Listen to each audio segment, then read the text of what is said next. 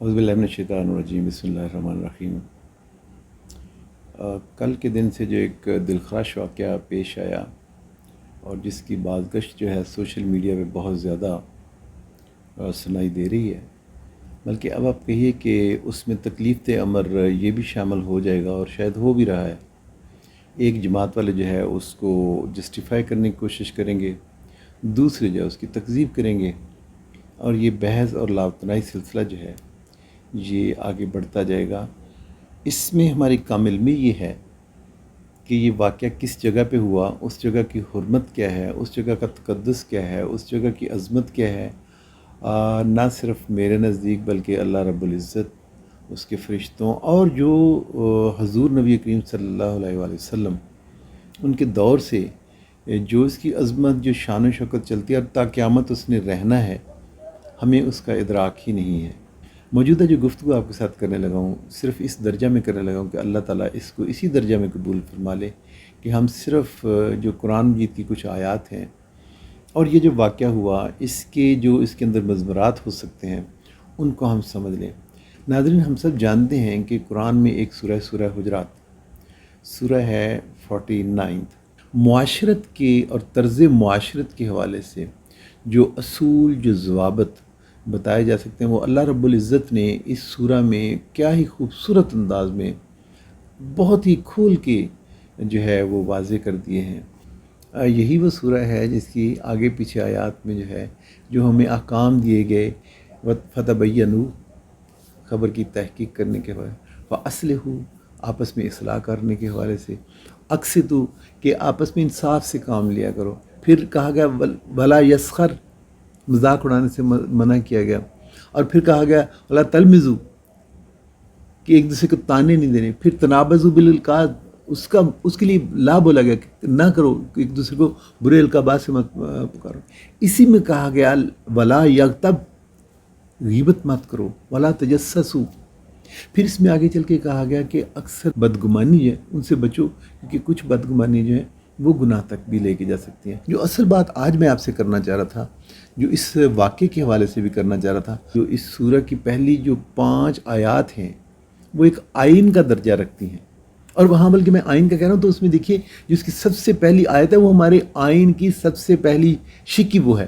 وہ آیت کیا ہے کہ یا ایھا الذین آمنوا لا تقدموا بین یدی اللہ ورسولہ واتقوا اللہ ان اللہ سمیع علیم۔ اے لوگو جو ایمان لائے ہو، اللہ اور اس کے رسول کے آگے پیش قدمی نہ کرو اور اللہ سے ڈرو۔ اور اسی سے میں پڑھ رہا تھا، تفسیر میں پڑھ رہا تھا کہ اسی سے ہمارا جو ہے آئین جو ہے اس سے انہوں نے لیا کہ اس کا جو بھی ہم قانون بنائیں گے، پاکستان کے آئین کی بات کروں، وہ اللہ تعالیٰ کے احکام اور شریعہ کے تابع ہوگا۔ وہ کوئی بھی ایسی شک ہو ہی نہیں سکتی جس سے متصادم ہو، اور اسی لیے اسے اسلامی جمہوریہ کہتے ہیں۔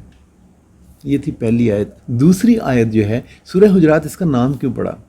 کچھ بدو آئے، دیہاتی آئے۔ آج بھی ہمیں پتہ ہے کہ جب ہم گاؤں میں ہوتے ہیں تو وہاں کسی کو کیسے بلایا جاتا ہے، جہاں ڈور بیلز نہیں ہوتی۔ یا میں اپنے بچپن کی بات کر لیتا ہوں کہ گاؤں میں ہوتا تھا کہ آ کے گاؤں میں، کیونکہ بیلز وغیرہ نہیں ہوتی تھی، تو دروازے کے باہر کھڑے ہو کے نام سے بلایا جاتا تھا۔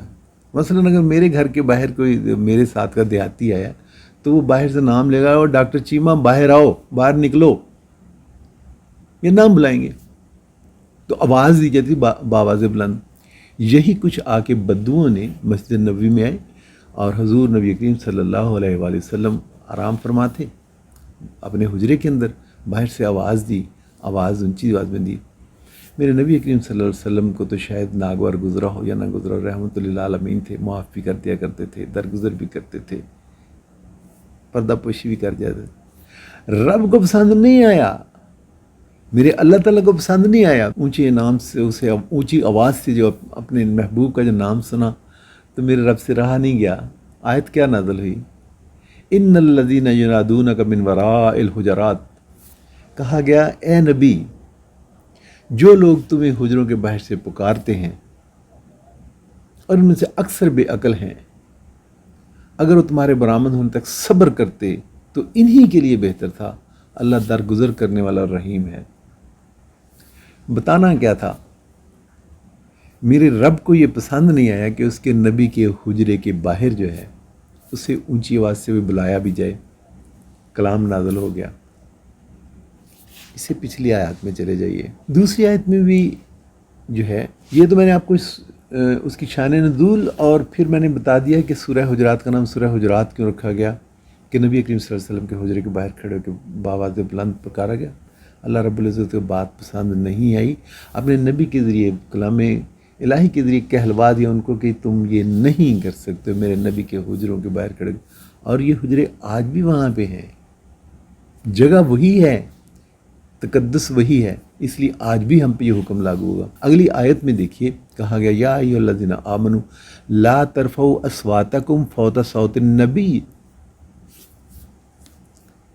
مجھے اور آپ کو حکم دیا گیا ہے یا ایھا الذین، وہ لوگ جو ایمان لائے ہو، ہم اپنی آواز کو اپنے نبی کریم صلی اللہ علیہ وآلہ وسلم جو ہے ان کی آواز سے بلند نہیں کر سکتے۔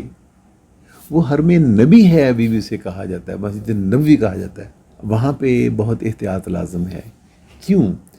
فرمایا گیا ان تحبط اعمالکم وانتم لا تشعرون، کہ اگر تم نے آواز بلند کی تو ایسا نہ ہو وعدہ کہ تمہارے اعمال تم سے چھین لیے جائیں، غارت ہو جائیں، وانتم لا تشعرون، اور تمہیں اس کا شعور بھی نہ، تمہیں اس کا اندازہ بھی نہ ہو۔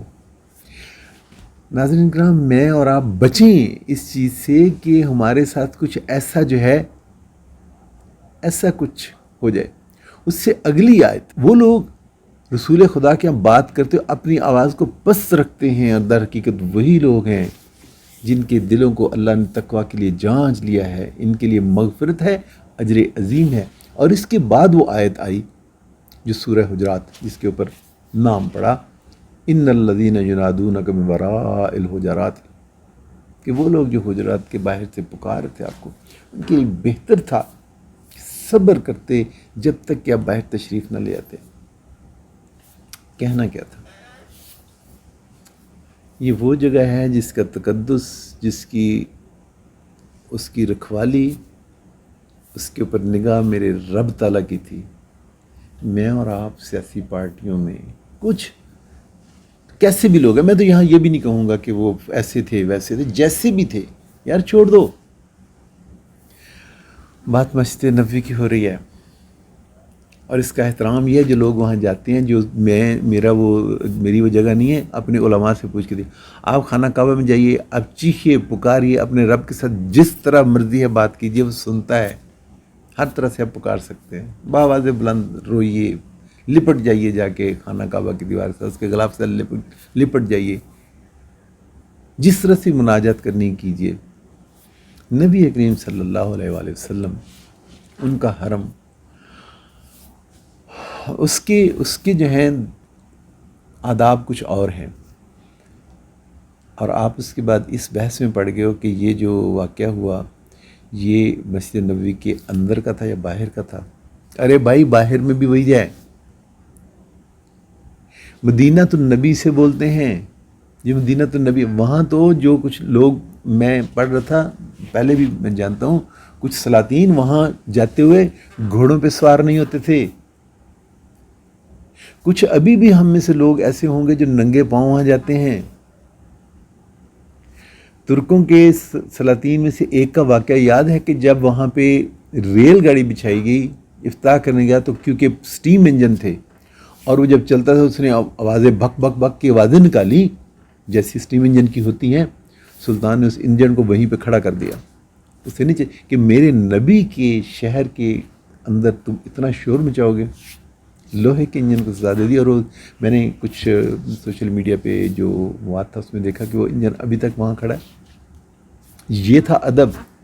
میں اس سے پڑھا تھا کہ مسجد نبوی کی جب توسیع ہو رہی تھی تو ترکوں کو یہ گوارا نہیں تھا کہ وہاں مسجد کے، پرانی مسجد کو گرانے کے لیے، اس کو شہید کر کے کیونکہ اسے کھلا کرنا تھا، وہاں آواز جو ہے بلند جائے، ہتھوڑے کے اوپر کپڑے باندھ کے اسے گدیلا کرنے کے لیے کہ آواز شور زیادہ نہ ہو، مبادا کہ میرے نبی صلی اللہ علیہ وسلم کو ناگوار گزرے۔ یہ تو احتیاطی تھی۔ ایک اور واقعہ بتا دیتا ہوں کہ حضرت عمر رضی اللہ تعالیٰ عنہ، ان کے دور میں دو لوگ جو تھے وہ مسجد نبوی میں کچھ تیز آواز سے آپس میں بات انہوں نے کی، بلا لیا، اور پوچھا کہ تم کہاں سے ہو، کہاں سے آئے ہو؟ کہنے لگے کہ ہم اہل طائف ہیں۔ کہنے لگے کہ اگر تم مدینہ کے ہوتے تو میں تمہاری خبر لیتا۔ قصور کیا تھا؟ مسجد نبوی کے اندر جو ہے آواز بلند ہو گئی تھی، قطعاً سوشل میڈیا پہ اس کو پروپیگیٹ نہ کریں، خدا نخواستہ اس جرم میں شریک نہ ہو جائیں، قطعاً اس کو جسٹیفائی نہ کریں، جسٹیفائی یا ان جسٹیفائی اس میں کچھ بھی نہ کریں۔ بہت ادب کا مقام ہے اپنے اعمال ضائع نہ ہوں، اور آئندہ سے بھی جو ساتھی وہاں پہ ہیں غصہ آتا ہوگا، لوگوں کے کردار بھی جیسے بھی ہیں وہ چھوڑ دیجئے۔